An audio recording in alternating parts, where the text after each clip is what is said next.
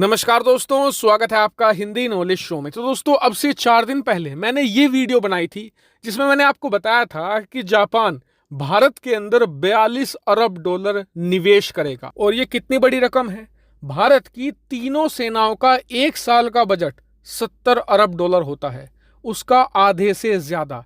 इतना पैसा वो भारत में लगाएगा जिससे भारत में पुल बनेंगे, सड़कें बनेंगी, हाई स्पीड रेलवे नेटवर्क तैयार किया जाएगा और भारत के अंदर बड़े लेवल पर इंफ्रास्ट्रक्चर खड़ा होगा। लेकिन मैंने उसी वीडियो में आपको बताया था कि जापान ने जो किया है ना, ये तो एक नदी की धारा है, इसके पीछे जो आ रहा है ना वो पूरा एक समुद्र है। क्योंकि पश्चिमी देशों को ये लग रहा था कि भारत आने वाले समय में एक बड़ी आर्थिक महाशक्ति तो बनेगा ही, ये बात निश्चित है।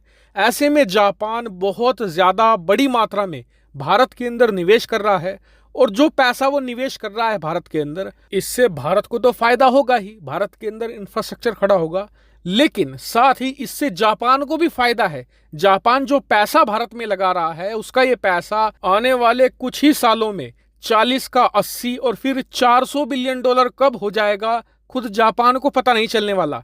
ऐसे में ये अपॉर्चुनिटी यूरोप मिस कर रहा था और इसलिए मैंने कहा था कि जापान के बाद यूरोप भारत पर टूट पड़ेगा और ऐसा ही हुआ है। मेरी ये भविष्यवाणी 4 दिन के अंदर ही सही साबित हो गई है।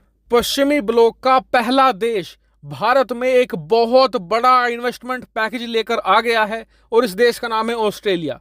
ऑस्ट्रेलिया ने आज अनाउंस ये किया है कि करीबन 100 ऑस्ट्रेलियन कंपनियां भारत में दाखिल होने जा रही है। स्क्रीन पर आप आर्टिकल देख भी सकते हैं।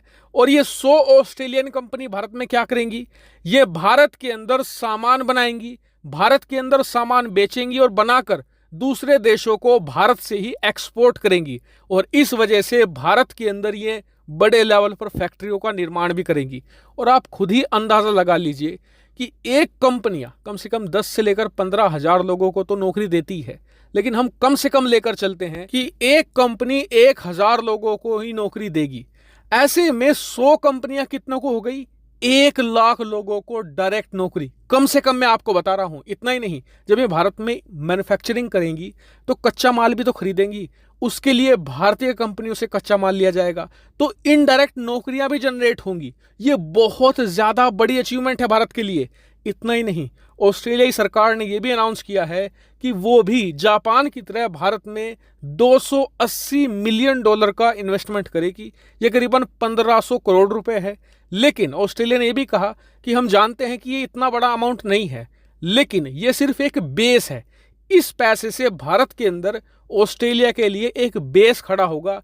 उस बेस के ऊपर ऑस्ट्रेलिया अरबों डॉलर का निवेश भारत के अंदर करने जा रहा है। इतना ही नहीं, हमें ऑस्ट्रेलिया की एक और तारीफ करनी होगी कि अंग्रेज भारत से ढेर सारी मूर्तियां लूट कर ले गए थे। बहुत सारे हिस्टोरिकल आर्टिफैक्ट्स थे, हिस्टोरिक चीजें थी।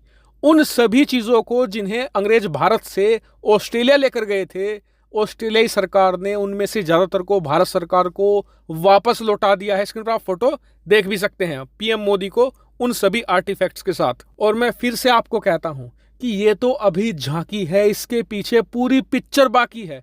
क्योंकि अभी तो यूरोप का एक देश आया है, यूरोप के अंदर 30 देश हैं जो काफी अमीर हैं, उनके हाथ में मोटा कैश है।